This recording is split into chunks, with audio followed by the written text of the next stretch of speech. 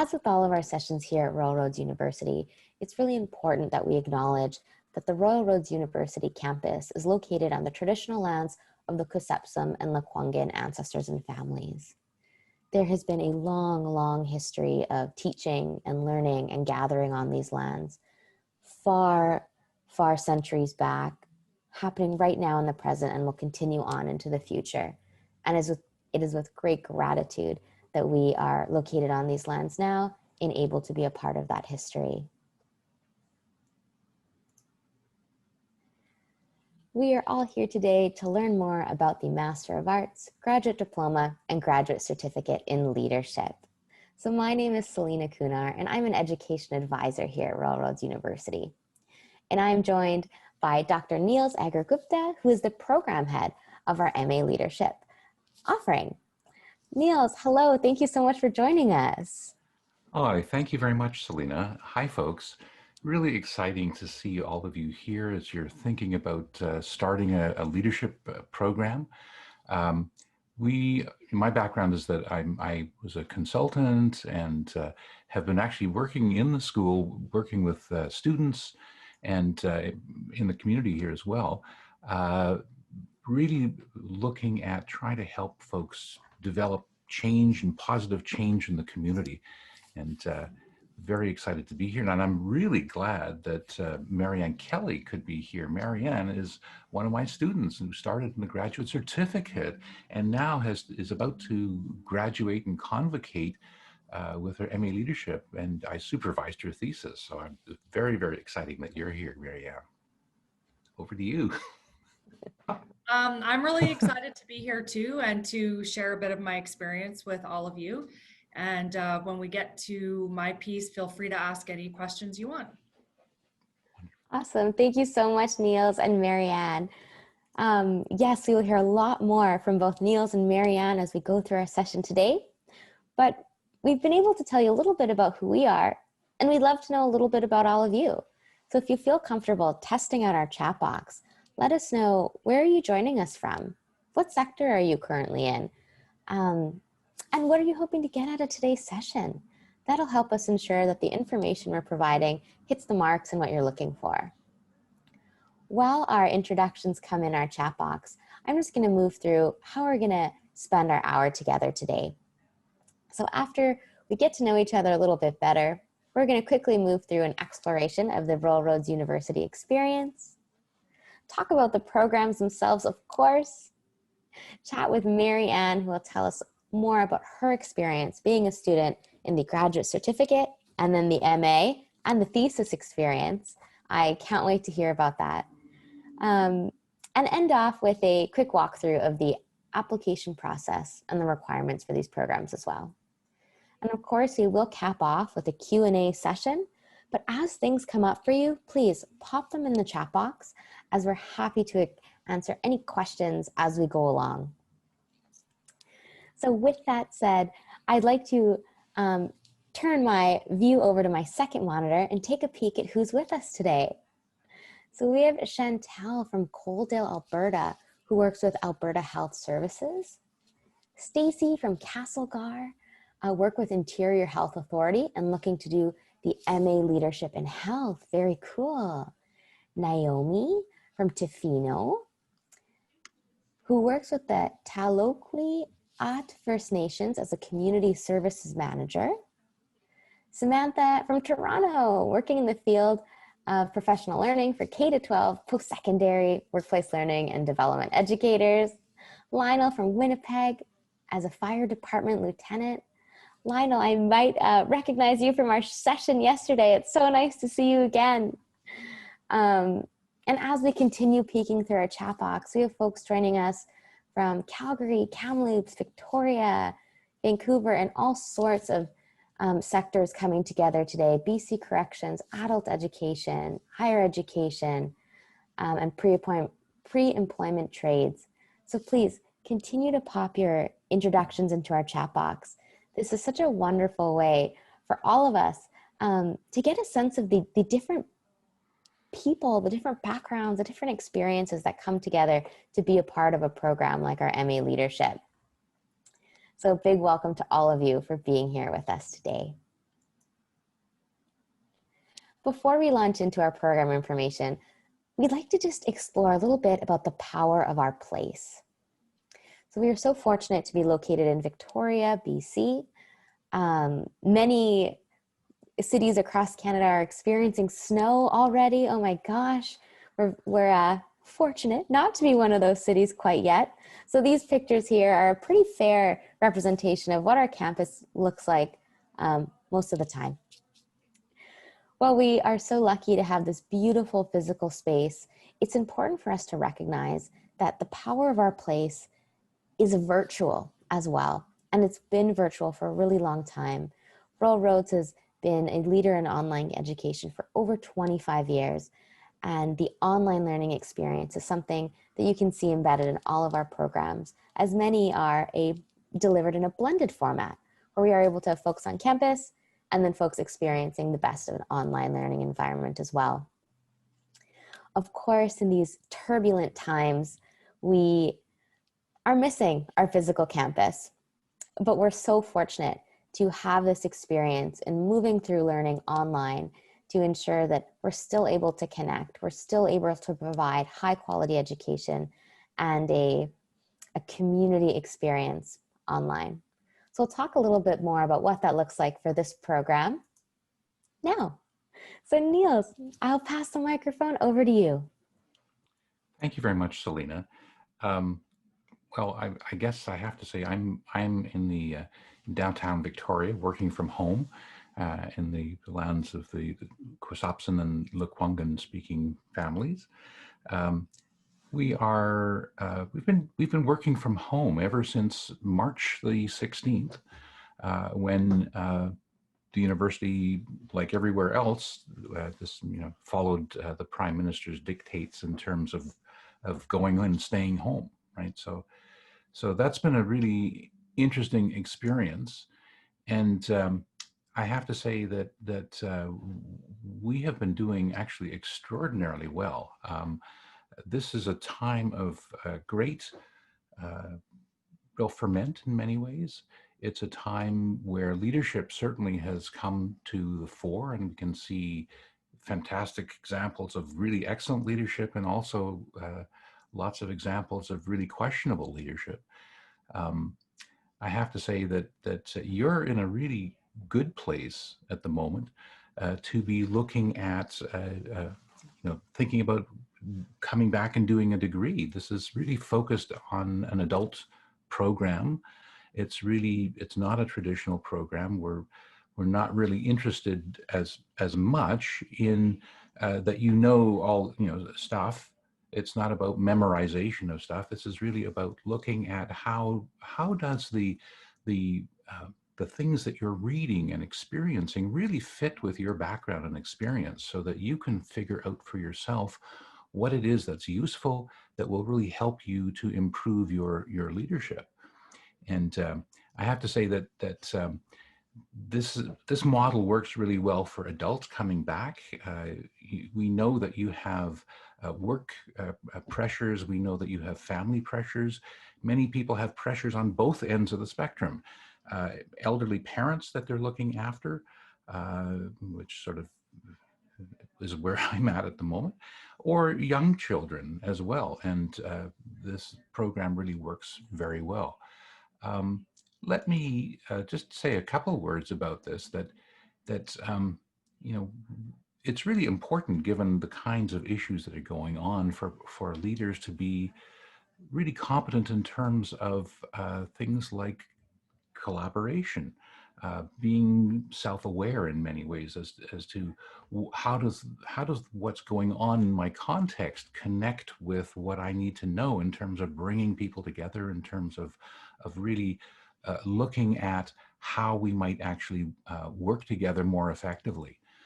And I guess I think that COVID is really revealing a lot of the kinds of challenges that exist for leaders in organizations, to try and really be innovative, to try and figure out how to deal with suddenly being everything physically distanced, everything really paying attention to a lot of things. are really thinking about how do we come back to campus. And so we've got committees, and you can check on our website. There's a COVID page in terms of some of the planning that's going on there. But even things like, well, our classrooms now need to be physically distanced, and how are we going to do that? And we're still working this out, as I think most organizations are actually still figuring out what's the long-term prognosis, how long is this going to last. So we're really thinking about a lot of the kinds of changes that people are experiencing. Um, so the this is sort of in part what we're looking at in terms of the kinds of competency-based programming that we offer, and we really have a number of competencies that we are working with around personal mastery, learning creativity and innovation, um, strategic and collaborative leadership, engaged inquiry, and systems change, because systems change is really an important part of everything. And because this is a master's program, and even the graduate certificate is a graduate level program, we have an evidence-based scholarship competency, or a writing competency. So that's some of the things that you'll start to see as you look into some of the criteria for admission. But I have to say that in this program, you will find that the colleagues that you have in the cohort that you are part of become almost as important as the faculty do, maybe to you, in the sense that we have in the multi-sectoral program, and I'm program head for the winter and the summer, which are the two, and the fall, we have a health specialization residency going on right now. The multi-sectoral brings together people from all different fields, fire departments, emergency services, education, government. We really are attract a whole range of folks, nonprofit social service agencies, and part of what people learn are the experiences of leadership from each other. It's partly why we have, we actually ask that people have at least 5 years leadership experience in some way. And we'll talk about some of that a little bit later on. But what that means is that the cohort itself becomes this wonderful source of learning for each other. And that's really an important aspect of this. What can I say here else? I think one of the pieces that has become really clear has been that as we have developed the program, different things start to become really important. And I'd have to say that looking at issues of complex system change is really important. Dealing with some of the personal issues around equity, diversity, inclusion. These are all hugely important leadership issues that have become important to us. As the university has also moved in the direction of really trying to implement the Truth and Reconciliation calls to action, looking at how are we effectively decolonizing the academy, or decolonizing our programs has become a really important part of this as well. And people really need to be able to understand these issues to be able to be conversant and effective in working with all aspects of our society as well. So Lena, maybe we can just go to the next slide here. So in developing both our program and how we work as a school, we really started to think about well, what is leadership and how does that work? And one of the things that you discover very quickly is that there are hundreds of models of leadership. And we fundamentally think that leadership really is about having a systems understanding of how to engage people to really get the best from them in terms of their participation, their engagement, their commitment. And so we really think of leadership genuinely as engagement. The other part of this is that if I've truly learned something, it will have changed me in some ways. And so we see learning as genuine transformation. And what we find is that the transformation happens socially as well. You will connect with people in your cohort, and people form these incredible bonds, as you'll hear from Marianne as well. The other part is that scholarship, particularly in this program, is about connecting with the world and connecting with the community and connecting with stakeholders. So we see scholarship as being really important. This is not ivory tower knowledge only. We think of scholarship in the sense of how can we connect to what it is that our stakeholders are really wanting. So engagement in the community. And the last piece, which is, I did a session yesterday afternoon with the health cohort, the second residency group, on appreciative inquiry as both a mental model and as a possible way for them to work on their capstones. And that is this appreciative stance, or really thinking about what might be possible. An orientation to possibility is sort of how we see that. And in part, it's really about, so what is it that we can do? Marilee Adams talks about this in her book, Change Your Question, Change Your Life, as a learner perspective as opposed to a judger perspective. And we see that that's really an important aspect of leadership, frankly, citizenship, if I can be so bold.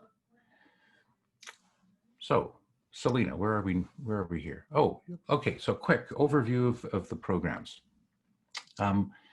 Yeah, so you can see that the MA Leadership Program is a 36 credit 2-year program. It's online with 2 residencies. So you start in a residency term, and it overlaps with the second residency that you have. And we create buddies between the first and second residency, so people can actually get a sense of what's coming up for them and what can they look out for. And then, after the first residency, people go off and engage with, first of all, a sort of foundations of leadership thought, and then they have an elective, and then they move into either what we call an engaged leadership project or a thesis. And neither of these are traditional academic projects. These are really focused on action-oriented, making a positive change in an organization or community. The graduate diploma is something that's actually very new for us. And we're seeing that perhaps some people would find this useful, which is that they would actually it's an 18 credit program. So it's the first residency and then the electives after that. So three credit electives. And the graduate certificate, Marianne is someone who came in the second iteration of that. We ran it for a time as a completely separate program. And we have since merged it into the first residency with the MA Leadership Program. And we find that it actually works really, really well. It is basically in the course of 3 months, these 9 credits are totally braided together. It's online, online, and has a 2-week residency in the middle of it. Thank you. Yeah, so you can see that we actually have 3 different focuses here, or foci. The multi-sectoral summer and winter, and health is what's going on now in the fall. And then the executive leadership is going to be taking off in the spring, and for the first time starting next May, June. Okay, so here's sort of how we do residency, and we're still thinking about the languaging here, and are really conscious, given our focus on looking at what's sort of been called indigenization of the curriculum, or the word residency has some pretty negative connotations. given the residential school experience for many people. But at the moment, people actually came, and if you're here in person, in the in-person version of this, people come and stay in the residence at Royal Roads for the 2 weeks. And we expanded that. The program actually started with 5-week residencies, which was pretty intensive, and then that became more and more out of reach for most professionals. And then went to 4, 3, 2 is sort of where we're at now, 2 weeks. And so you have an online experience before that, so that you can meet your cohort colleagues and start to engage in the topics and the readings. There's the actual residency, which I can talk about in terms of what that online experience is like and how it differs from the physical residency at Royal Roads. And then typically there's some kind of a follow on to the residency, where people sort of take what they've learned in the residency and are actually working with it in their community, in their workplace. And that blending of what you're learning and what you're experiencing is part of the adult learning model, in the sense that as you start to connect and have new ideas, you might actually be implementing some of the ideas in your workplace. And that's certainly our hope, and you can really test it. Okay, so 3 courses in year 1 that are part of the residency. This whole piece around personal leadership and learning is a really critical element of it. And you can see that we sort of start from the inside out with the leadership program. Really, it's about personal leadership in terms of looking at what do I need to do in terms of my own lenses on the world and how I'm showing up. And then 527, which is sort of how this then moves into communication and teams. And then 528 is really about looking at leadership in systems and all kinds of systems and systems thinking. And that's in the first residency term. You're introduced to systems in the residency, but it's really the application of that when you get back into the workplace at home that you're sort of really have a chance to dig into that a little bit deeper. So after the residency term, we're into the distance 1 term, and that includes this concepts and theories of leadership in organizations.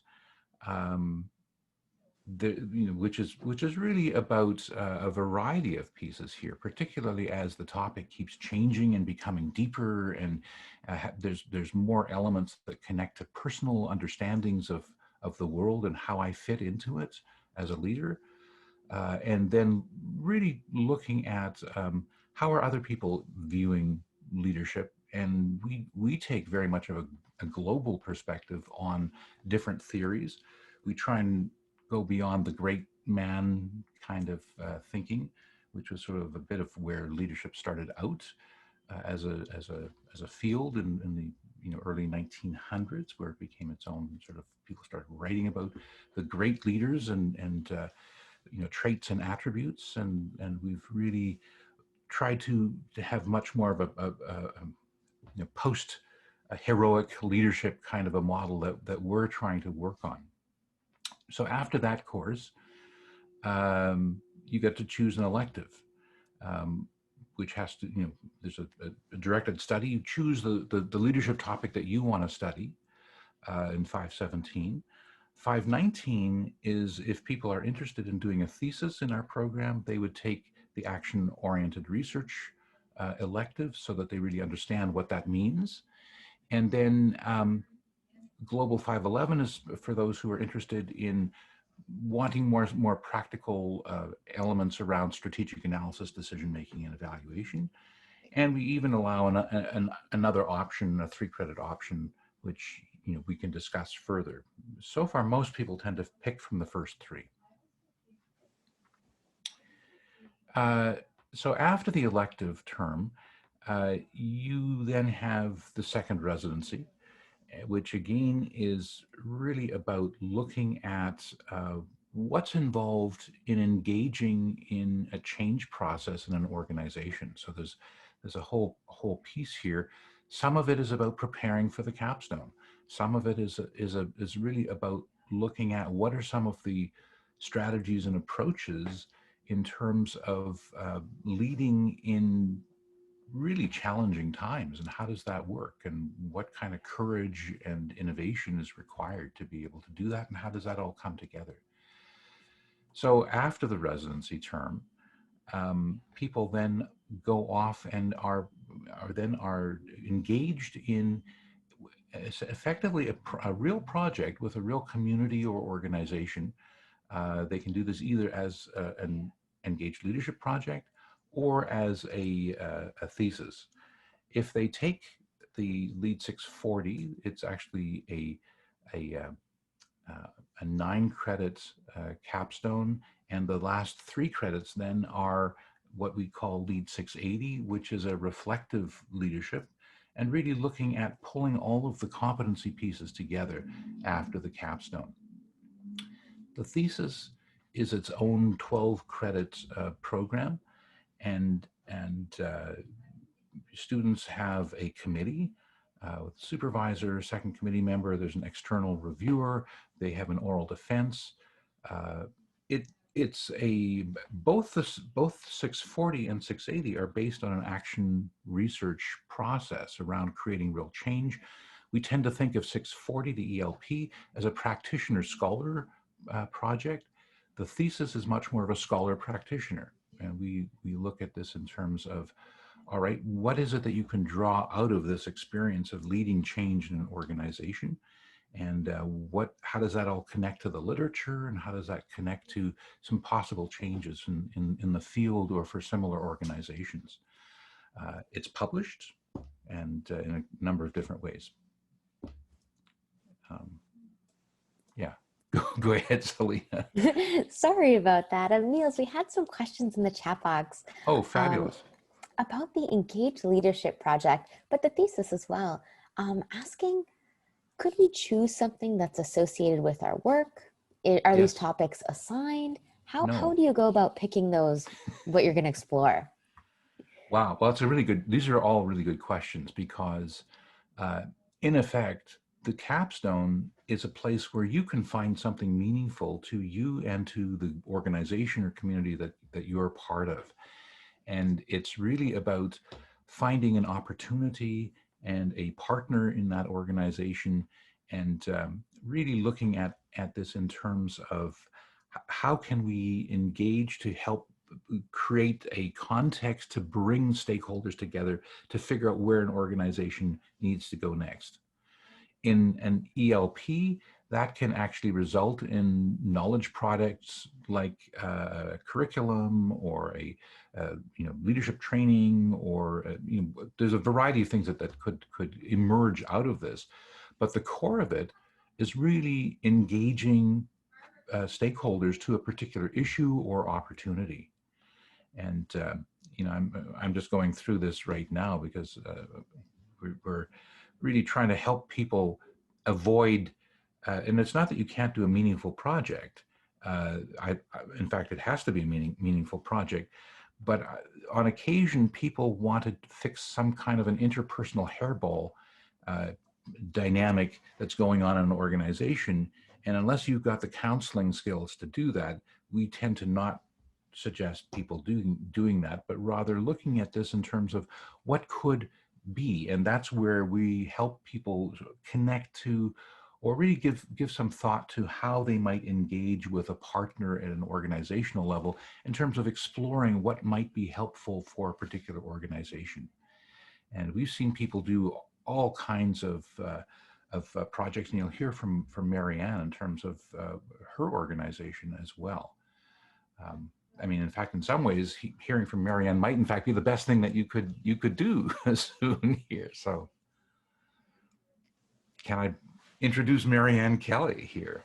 Go for it. Hello. I feel really honored to actually be here today to share a bit of my story. I'll just give a quick overview of why I chose Royal Roads. I had been looking at doing a master's for a number of years and kind of felt like the timing was just never right for me. And I stumbled across some Royal Roads different programs that they were offering and discovered that I could take the graduate certificate in an area that I was passionate about and also an area that I wanted to learn more about. While I was going through the application process, I was actually working for the federal government, specifically with the RCMP. So applying while working in that environment was quite interesting experience and process for me. But the reason why I started with the graduate certificate was because I wanted to see if I could do it. Like I just wanted to see if I had what it takes to achieve whatever I needed to achieve. I wanted to understand what the content was going to be, how hard it was going to be, the cost, the time, like all of that sort of stuff. So that's why I chose to start with that. I loved it. I loved the first 3 months.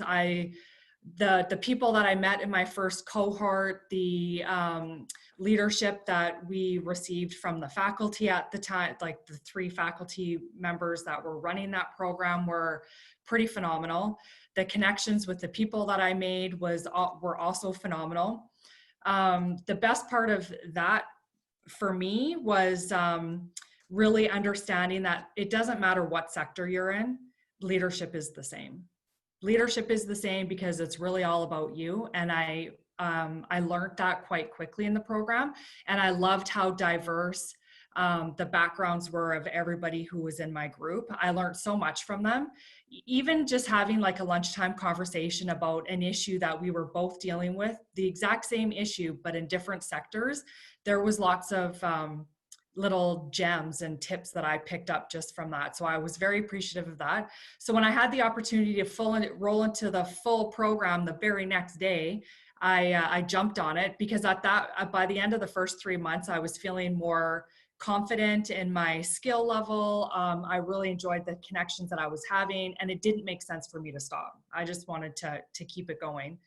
But that is really why I started at Royal Roads, so I could do the graduate certificate.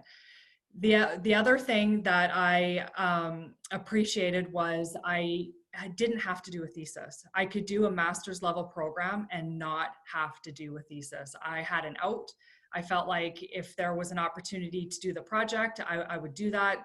I saw that as being something really easy for me, not a big challenge. I felt like I could get through that easily because of my work, that I do a lot of project stuff.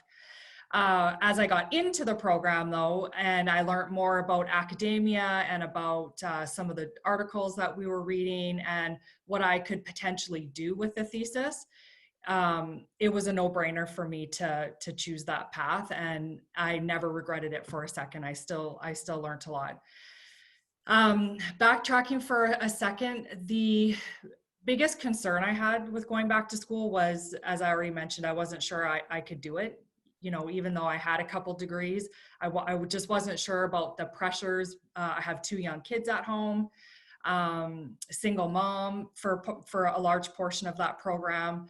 I switched jobs, like wildly different from going to government to going to nonprofit partway through the program. Like there was a lot of changes for me happening there. So I really had to get past imposter syndrome. And once I understood what that was and that I did have a place in that classroom and that I could learn and that I had a lot to learn from the people around me, it was easy for me to make the decisions to keep on going. The most meaningful part of the experience for me, of course, was the people that I crossed paths with. I still have a lot of those connections, both with faculty and with cohort colleagues. And people kind of laugh at the beginning because the one of the mottos or the slogans for Royal Roads is it's life-changing. And it really truly is. Like it really, really, truly is. And sometimes when you're in it, you don't see it, but it really is. Like it changed me in so many different ways, all for the better. I would highly recommend. The most challenging part of the program for me, quite honestly, was the first 3 months. The first 3 months, the first 3 classes, very stacked. There were a few times where I was like, am I insane for doing this? Like, you do, it takes a bit to get into the rhythm and to find your own balance and to figure out what ways work best for you. But really, once you find your rhythm, it's pretty smooth. The first 3 months of the first year are by far the toughest, and then it just sort of balances out through there. Of course, there's some ebb and flow depending on the courses that you're taking, but for me personally, the first 3 months of the first year were the most challenging. I don't know what else. What else should I say, Selena? No, I think it'd be really cool to understand how you're able to balance everything you had going on, all the changes that you experienced, and then doing this program all at the same time. How did you make it work? Well, I did have a lot of support. I'm very thankful for that, like friends and family, people who also were very supportive of what I was doing. My work with the RCMP, not so supportive, but I don't think that's shocking for anybody maybe listening here. But when I went back to nonprofit, they were very, very supportive. They were very supportive of my thesis project. They allowed me to do my engaged leadership project, or the thesis with them in a way that was meaningful to me. They supported it financially. They supported it with time. I was very lucky that way. And then once I kind of found my rhythm with school, I knew like what days I needed to carve out for school stuff and how I was going to manage that time. And also my kids are a little bit older, and so I had very good conversations with them. And it was also cool for them to sit at the same table with me during COVID, and we're all working on school stuff. So there was that was kind of a neat experience, but I was really supported by the people around me. And yeah, you do find a rhythm. Can I ask you to put into maybe a 30-second synopsis of your thesis? What were you looking at and what did you find? Just really quickly. I had approached the organization I'm working for, which is a nonprofit social organization here in Edmonton, wanting to do my thesis with them. And so we kind of came up with something together. The CEO wanted to understand more about integrating service delivery areas within the whole organization. So essentially breaking down silos. And I said, yeah, sure, that's great. Like, I'll research that. That sounds interesting. Being in the operations, it made sense to kind of research that. But what was important to me at the time is I really wanted to learn about systems change and systems thinking, and how my project and focusing on that area would impact the entire agency. So the agency kind of went in looking for what they wanted, and so did I. But what emerged through that study was an entirely different thing. What emerged was some pretty significant executive issues in the organization. And the amazing thing is that all of that research was completely embraced by the organization. All the recommendations were also embraced, and they are actively working on their executive management team. So it's been very cool and very rewarding to watch that research in action. Now that I'm kind of on the sidelines and I'm all done everything, I see the change that's happening, and it makes the whole leadership in like getting the whole master's even more rewarding for me. I have to say I was really proud of you. Like, what an incredible entree in some ways into a new organization for you to suddenly be able to find something that actually was a core part of the organization that they had really overlooked, and that you were able to, with the evidence of your participants, really help them to refocus on. And it really created an opening for you in the organization too, which was just like, I have to say I was really proud of the way you did that. Thanks, Niels. I would recommend, though, if people are thinking about going into this program, not to focus on the project or the thesis at this point, and just really embrace the first 3 classes, because it really is about you and how you are as a leadership and your role within it, and then how you emulate that out, and be open to that experience. Thank you so much for sharing, Marianne. I know there's a lot of, I can see the faces on the webcams kind of nodding along with you, really resonating with what you're saying. So thank you so much for sharing. Niels, was there anything you wanted to add? Oh, you may be muted. My apologies. And I'm really sorry. I know I'm talking too much, but I also wanted to say that faculty, the relationship that you will have with faculty is much more that of a colleague, rather than, you know, you're looking up to some you know, famous or a person with all kinds of knowledge. Your experience is valued. It's like you have something to contribute, and that part's really, really important in the program. You know, I just wanted to add that. Thank you, Niels. Yes, absolutely. It's not a sage on the stage mentality at all. And that's why it's really cool that you touched on the people that you experienced this alongside, Marianne, the cohort learning model. Now that the graduate certificate in leadership is embedded, it's all kind of, you move from start to finish together. You have the opportunity of starting your graduate certificate. And if you're really loving the people that you're moving through with, you're getting a lot from this group, and you want to continue on, you can. So not only, as Neil said, are your faculty members so important, but your cohort members, because you're all learning together at the same time in real time, which is really special. So we're going to move into a quick breeze through of the application process, provide some information about financial aid, and let you know when the next intakes are coming up. And then we'll come on back to some of the questions we have in our chat box.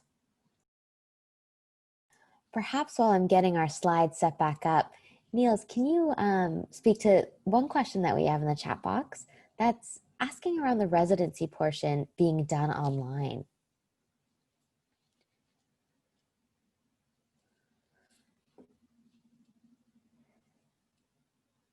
You may be muted at the moment.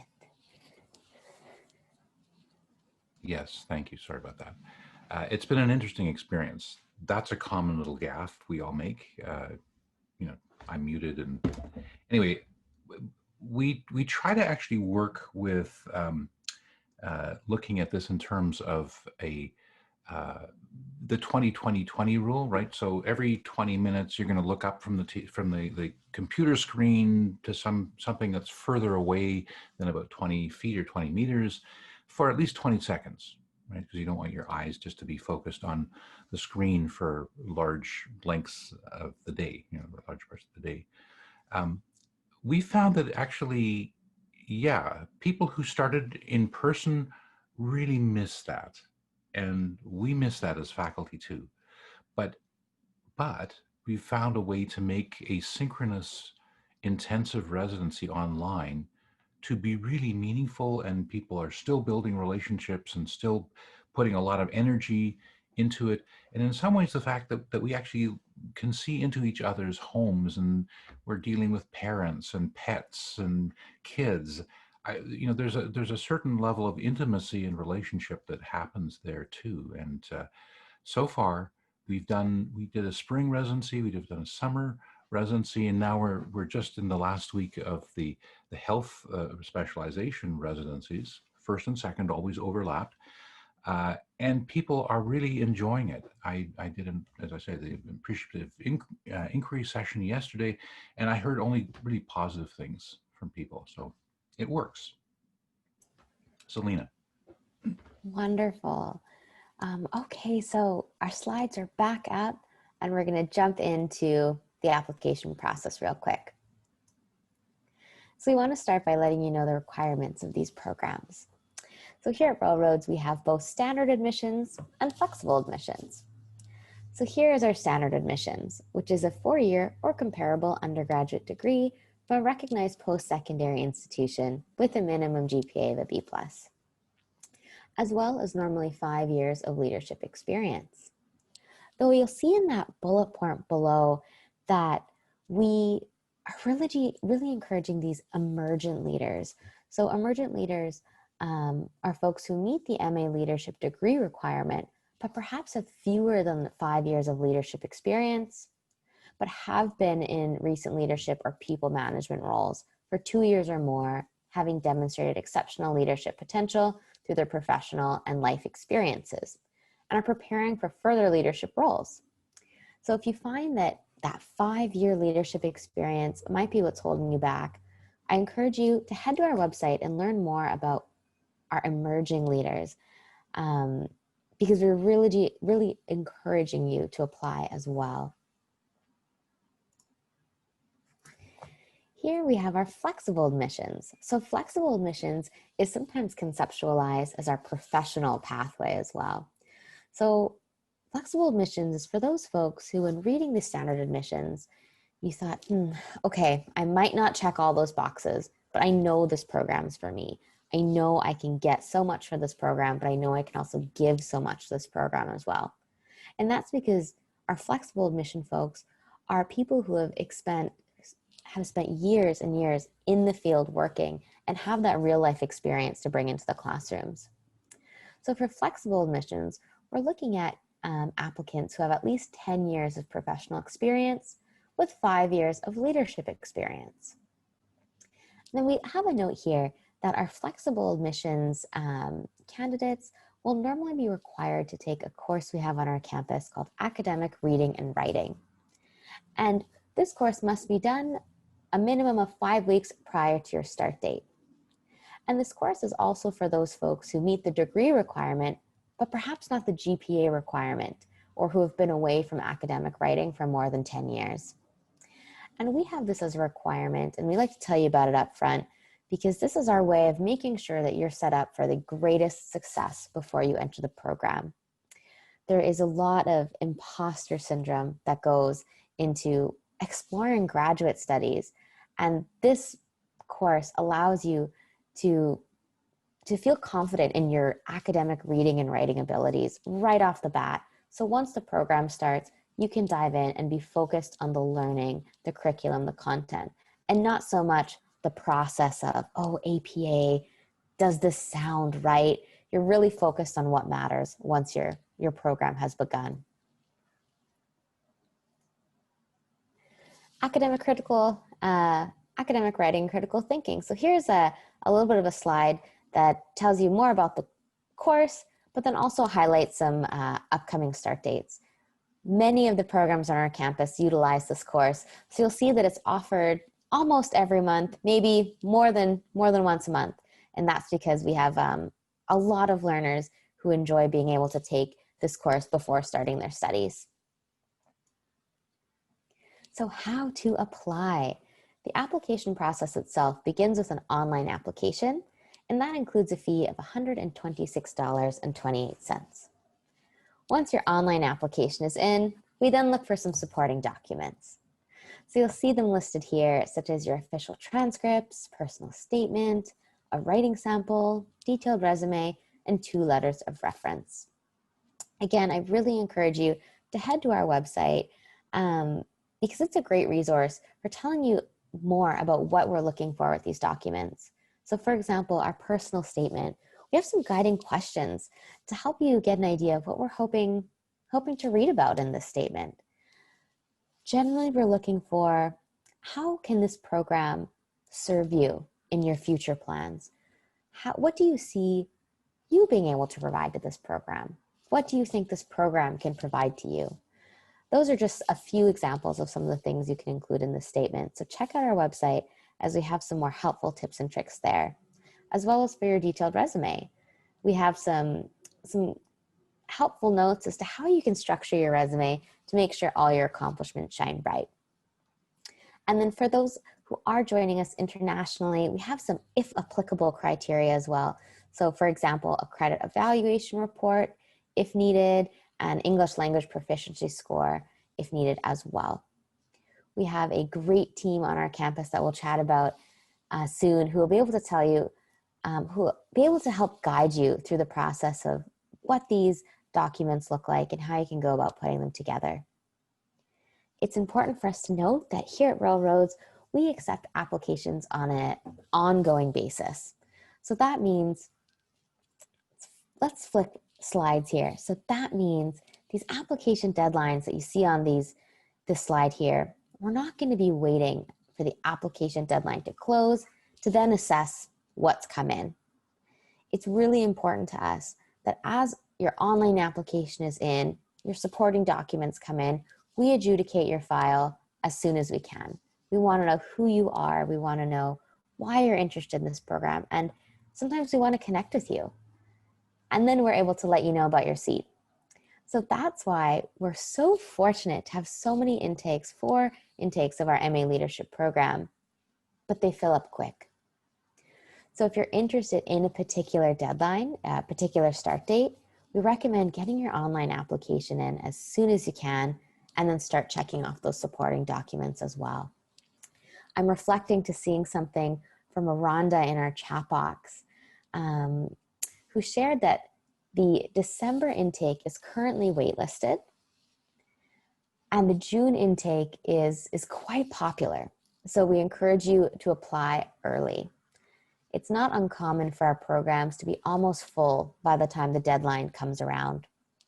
So if there is a start date that you're interested in, for example, June 7th, 2021, December 3rd, 2021, we recommend getting your online application in as soon as you can. If you're interested in our specialized offerings, we had some folks in our chat box share that they wanted to learn more about our executive leadership specialization or our health specializations. We have the dates listed for those programs as well. And we had some great questions about financial aid as well.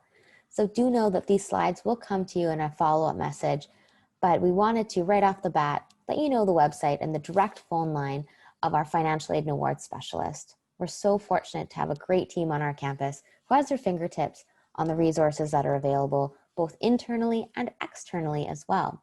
So they can tell you a little bit more about loans, awards, research, scholarships, and other funding as well. You may have seen Now and Rhonda in our chat box helping answer questions and provide some helpful links. So both Now and Rhonda are beautiful examples of the enrollment teams we have here on our campus who are eager to connect with you. So if you have any questions about this program or any others on our campus, you can connect with Rhonda and her team at learn.more@railroads.ca. And if you're joining us internationally, you can connect with Now and her team at learn.more.international@railroads.ca. And with that, we've come to the end of the formal slide deck. I am cognizant that we have reached the 1 o'clock time mark. So for those folks that do need to pop away, please feel free to post your questions in our chat box. And we're gonna move through those together now. And they'll all be in the recording that'll be sent to you shortly. So big thank you to all of you who were able to join us. And a shout out for our blog. So if you're interested in learning more about the topics that you explore in these programs, check out our sls.railroads.ca/blog to explore what our faculty are writing about. It's on students too. We've got students and alums contributing to the blog as well. Oh, that is wonderful. So please check out the blog as we have lots of different voices being showcased there. So I have popped our slideshow off, and I'd like to take a peek at our chat box. So I'm going to scroll up to make sure that we don't miss any questions that were asked early on in our session. So we had a question from Lionel. Will we have access to the PowerPoint slides after? Absolutely. In the next day or so, we will send the copy of this recording, and with that, we'll include the PowerPoint presentation. Continuing down our chat box, we had a question around the differences in specialization offerings between the health, global, and executive, for example. Niels, I'm not sure if you wanted to share a little bit about that for those who might be interested. So one of the things that happened in the development of the MA Leadership Program was the development of a number of specializations.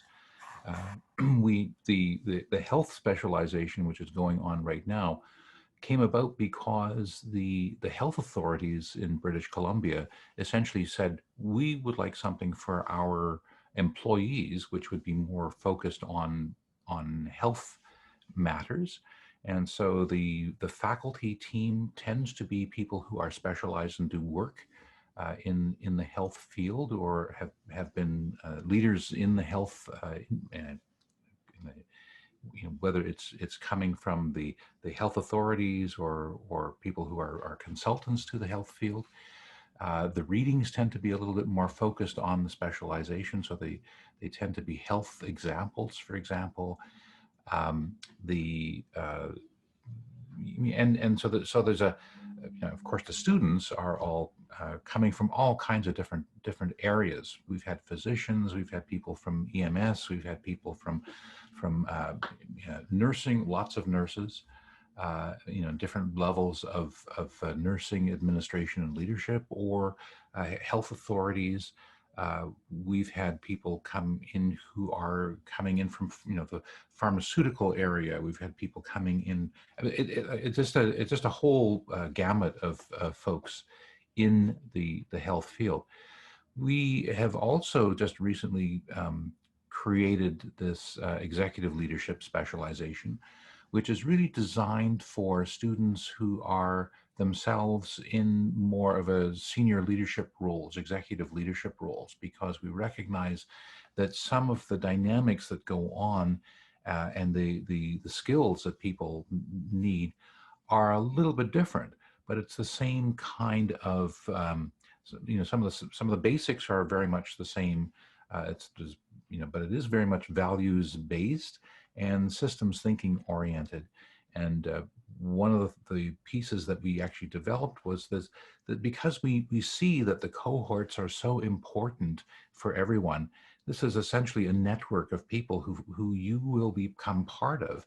We have cohorts who 10 years later are still meeting on a regular basis, or now on WhatsApp or on Zoom, but are still very much connected to one another. And so that's all definitely part of all of the specializations, both of the specializations. Anything else I should add to that, Selena, or anyone else here? What would you like to know? We have a question in our chat box that I'm just going to scroll back up to here. A question about our writing course. So is our writing course completed virtually? And Rhonda provided us with an answer saying yes, the academic writing and critical thinking course is indeed done online. So if I could just add a little comment about that really briefly. The part of what's perhaps different for people coming in, because this is a graduate program, we really want people to understand what's involved in academic argumentation. And that means really trying to find ways to support arguments that you are making. So typically people will connect the points that they're making to the literature, or they'll connect it to some experience that they've had. And we feel that experience is really important too, more than just your conclusion, but how you came to that conclusion. And then the third way for validating your points that you're trying to make come from participants in your capstone. So that experimental version of support is also really important. So that's part of understanding all of that. And then it's really about helping you with your writing. And people discover at different points that they need help with their writing. Not everyone is comes into the program being experienced. And that's the other thing I just wanted to mention, is that flexible admission, it means people haven't actually completed a degree, an undergraduate degree. We have done some really interesting study. Initially, our former provost, Dr. Steve Grundy, looked at this issue because sometimes people who've got a degree come in, well, like you're just letting in people who don't have any, university experience. And what we have discovered is that by the end of a second year, you cannot tell the difference between the kinds of grades that people are getting, whether they had an undergraduate degree or not. And that's been really fascinating. So your life experience is really, really important here and is valued. And that's sort of, I guess, the key thing. And that Marianne, you had is, experiences with that too, right?